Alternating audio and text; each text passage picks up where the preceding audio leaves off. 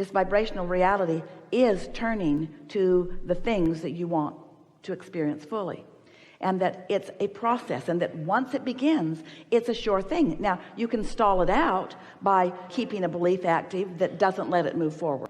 Once the desire is realized by you, that means you were in the receptive mode enough to get the desire, and you can return often enough to the receptive mode to play it all the way out into its fullness.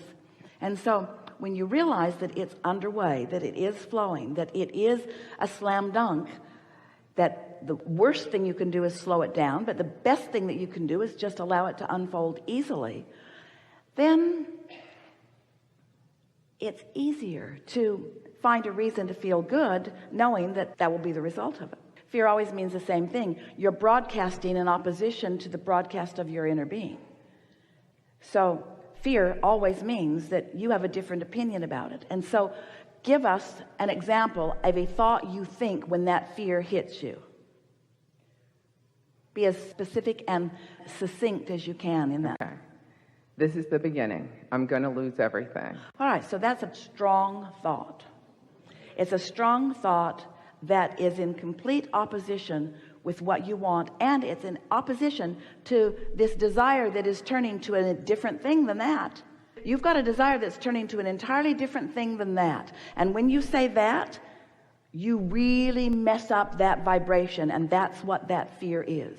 That's like that buzzer that says, this thought does not blend with who you are. It doesn't blend with what you want. It doesn't blend with the desire that's unfolding. It doesn't blend with sources knowledge about what's happening with you. And so when you call it an unrealistic thought, we want to call it much more than unrealistic. We want to call it out of alignment. We want to call it not in keeping with who you really are. It's a much bigger out of alignment thought than we can even put words to. And so let's not put words to it. Let's put emotion to it. That's what that fear is that you feel. So what do you do when you feel fear? Acknowledge it as guidance, and we would feel appreciative of it. And we would say, good for me, I'm feeling fear. And next, good for me, source within me knows something very different than the subject that I just activated, to which I responded with fear. So if this fear means that my thought is not accurate, then what thought must be accurate? Oh, it's going to be all right. Things are working out for me. And we want to suggest to you that you didn't have all of that experience and put all of those ingredients in your vortex, and law of attraction didn't whip them up into a faster moving energy, and you didn't receive it as an idea which you are in the process of translating into the full-blown manifestation. None of that happened so that you could whoosh, get it done. It wasn't about whoosh, getting it done. It was about the joyous experience of watching the cooperative universe respond to the vibrational integrity of your serious, deliberate thought. Don't you like mastering things? Don't you like being good? Don't you like the feeling of clarity? Don't you like knowing that Source has your back and that Source is flowing with you? So this is really what we want to bluntly say. Why would you ever? It seems ridiculous to us. Why would you ever go to all of that trouble of being born into a contrasting environment, giving birth to all kinds of rockets of desire, putting the ingredients all there, getting into the receptive mode enough that you realized a desire, and then take score right now about what is over there when you're here? Why would you take score when there's so much more delicious evolution to take place in this magnificent creation that you are upon? Why would you do that? Well, we'll tell you why, because you're stuck on manifestations. We want you to enjoy this sweet spot as the manifestations are becoming, not just take score of what the manifestations are. So that's what causes you to have fear most of the time.